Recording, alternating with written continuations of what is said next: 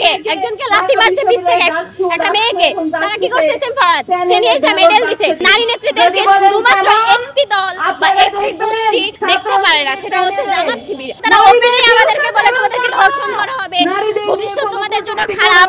যারা এগুলো হুমকি দেয় তাদেরকে নিয়ে এসে তারা মেডেল দেয়। তার মানে কি তারা এই রাজনীতি প্রতিষ্ঠা করতে চায়? তোমরা ধর্ষণের হুমকি দাও, ধর্ষণ করো, আমরা তোমাদেরকে মেডেল দিব।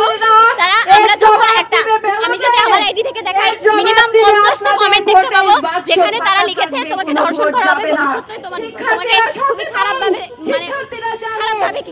ভাইরাল করা হবে, এগুলো টাইপের। তো তাদের কমেন্টগুলো থেকে যখন তাদেরকে আমরা আইডেন্টিফাই করতে যাই, সবাই দেখি তারা জামাত শিবিরের লোক। আসলে আমরা দেখি রাজনৈতিক দিকে আমাদের নারী নেত্রীদেরকে শুধুমাত্র একটি দল বা একটি গোষ্ঠী দেখতে পারে না, সেটা হচ্ছে জামাত শিবির। আচ্ছা, তারা কি নারী যারা ডাক্তার তাদের কাছে যায় না, ইঞ্জিনিয়ার তাদের কাছে যায় না? বাংলাদেশে নারীরা কোথায় নাই? পুলিশ, আর্মি, ডিফেন্স, মিডিয়া সব জায়গায় আছে, নারীরা নাই কোথায়? সেই জায়গা থেকে নারীরা শুধুমাত্র রাজপথে থাকলে তাদেরকে কেন এত অসম্মানের শিকার করা হবে? শুধু রাজনীতি করলেই দোষ, এমনিতে যারা প্রেম করে গার্লফ্রেন্ড নিয়ে ঘুরে বেড়ায় তাদের এগুলোতে দোষ নাই। মানে নারীদের শুধুমাত্র তারা রাজনীতি করতে দিতে চায় না, তার জন্য হয়তো আমাদেরকে এত খারাপ ভাবে উপস্থাপন করে। আমরা চাই সুষ্ঠু রাজনীতি, আমরা চাই না কেউ আমাদেরকে বলুক গণধর্ষণ করা হবে। তোমাকে ধর্ষণের হুমকি কেন দিবে তারা? এটা কেমন কথা হইলো? আমাদেরকে কথায় কথায় বলে তোমাকে ধর্ষণ করা হবে। ধর্ষণ কি তাদের কাছে এতটাই?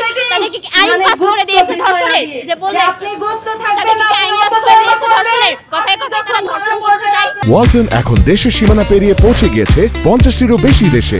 ওয়ালটন, ঘরে ঘরে, বিশ্বজুড়ে। আমাদের যদি ছাত্র দল নিয়ে তারা কথা বলতে চায়, আমি বলি আমাদের তারেক রহমান শোকজ করে দেয় ছাত্রদলকে, বহিষ্কার করে দেয়। হাতের 5 আঙ্গুল যেমন সমান না, ঠিক তেমনই ভাবে যদি কোনো ছাত্রদলের কোনো নেতা, কোনো কর্মী, সামান্য ইউনিটের কেউ যদি কোনো অকর্মের সাথে যুক্ত হয়, ছাত্রদলের নাম ত্যাগ করে তারা যদি অপকর্ম করতে চায়, তাহলে তৎক্ষণাৎ আমাদের প্রধানমন্ত্রী তিনি শোকজ করে দেয়, বহিষ্কার করে দেয়। আর তারা কি করে? তারা নিয়ে এসে মেডেল দেয়। কিছুদিন আগে একজনকে লাথি মারছে 20 থেকে একটা মেয়েকে, তারা কি করছে? সেম ফরহাদ সে নিয়ে এসে মেডেল দিছে। আমাদের নেতা হইলে কি করতো?